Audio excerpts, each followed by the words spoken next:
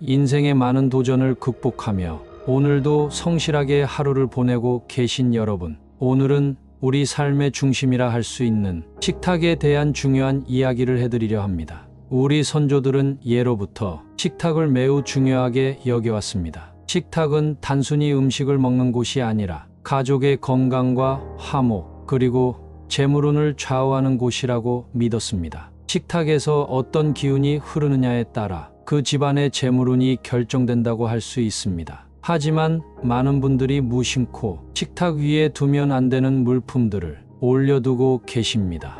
오늘은 식탁 위에 절대 두어서는 안 되는 물품들에 대해 말씀드리도록 하겠습니다. 첫째, 동물 사료입니다. 애완동물의 사료를 식탁 위에 두는 것은 좋지 않습니다. 사람의 식사 공간과 동물의 식사 공간은 구분하는 것이 좋습니다.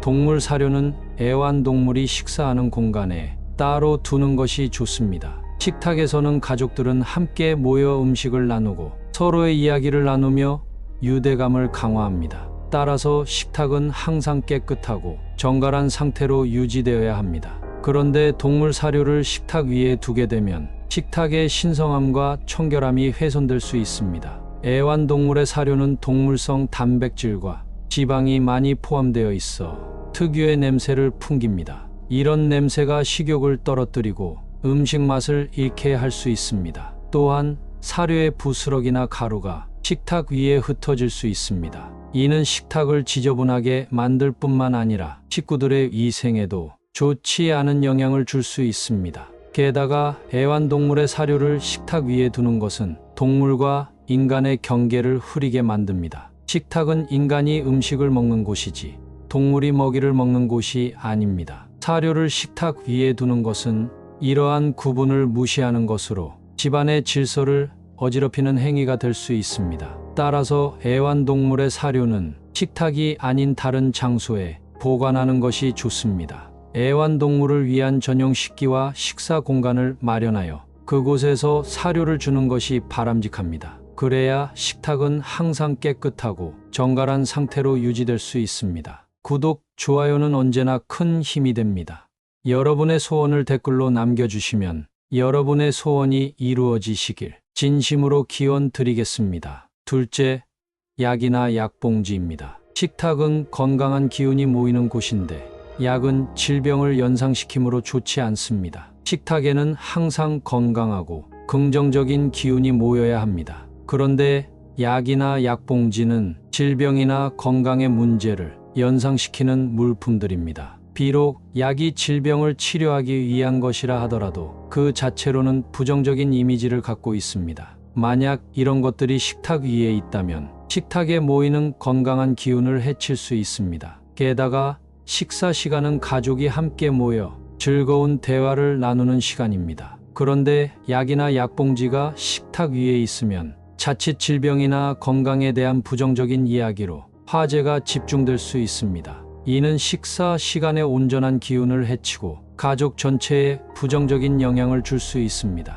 따라서 약이나 약봉지는 식탁이 아닌 다른 곳에 보관하는 것이 좋습니다. 전용 약상자를 마련하거나 개인적인 공간에 보관하는 것이 바람직합니다. 그래야 식탁에는 항상 건강하고 행복한 기운만 가득할 수 있습니다. 셋째, 거울입니다. 식탁 위나 식탁 주변에 거울을 두면 음식의 기운이 흩어지고 가족의 불화를 초래할 수 있습니다. 풍수에서 거울은 양의 기운을 반사하는 물품으로 여겨집니다. 양기는 활동적이고 역동적인 에너지인데 식탁은 음식을 먹고 휴식을 취하는 음의 공간입니다. 거울이 식탁을 비추면 양과 음의 기운이 충돌하여 균형이 깨질 수 있습니다. 또한 거울은 사물을 비추는 성질이 있습니다. 거울에 음식이 비치면 음식의 기운이 거울에 흡수되어 식구들에게 전해지지 않을 수 있습니다. 이는 마치 거울이 음식의 양기를 빼앗아가는 것과 같습니다. 이렇게 되면 식구들이 음식을 먹어도 기운을 충분히 받지 못해 건강에 좋지 않은 영향을 줄 수 있습니다. 따라서 식탁 위나 주변에 거울을 두는 것은 피하는 것이 좋습니다. 식탁은 가족이 모여 음식을 나누고 정을 나누는 화합의 공간이어야 합니다. 거울로 인해 그 소중한 기운이 흐트러지거나 가족 간의 불화가 생기지 않도록 주의해야 할 것입니다. 이러한 풍수적 원리를 잘 새겨두시어 식탁을 항상 따뜻하고 정겨운 공간으로 가꾸시기 바랍니다. 넷째, 신문이나 스마트폰입니다. 식사 중에는 음식에 집중하는 것이 좋습니다. 신문이나 스마트폰은 식사에 방해가 될 수 있습니다. 풍수에서는 식사 시간을 단순히 배를 채우는 시간이 아니라 음식을 통해 우주의 기운을 받아들이는 신성한 시간으로 여깁니다. 따라서 식사할 때는 음식에 집중하고 감사하는 마음을 갖는 것이 중요합니다. 그런데 신문이나 스마트폰이 식탁 위에 있으면 사람들의 주의력이 음식이 아닌 다른 데로 빠지게 됩니다. 신문이나 스마트폰을 보느라 음식을 제대로 씹지 않고 대충 먹게 되는 경우가 많습니다. 이렇게 되면 음식의 좋은 기운을 제대로 받아들이지 못하고 소화도 잘 되지 않아 건강에 좋지 않습니다. 또한 신문이나 스마트폰에는 다양한 정보가 담겨 있습니다. 그 중에는 부정적이거나 어두운 내용도 있을 수 있습니다. 만약 식사 중에 이런 내용을 접하게 되면 그 부정적인 기운이 음식에 스며들어 건강에도 좋지 않은 영향을 줄 수 있습니다. 게다가 식탁에서 신문이나 스마트폰을 보는 것은 식구들 간의 대화와 소통을 방해합니다. 가족이 함께 모여 식사를 하는 시간은 서로의 이야기를 나누고 유대감을 강화하는 소중한 시간입니다. 그런데 모두가 신문이나 스마트폰에 몰두해 있으면 이런 의미 있는 시간을 갖기 어려워집니다. 따라서 식사 중에는 신문이나 스마트폰을 멀리하고 온전히 음식과 가족에게 집중하는 것이 좋습니다. 식탁 위에는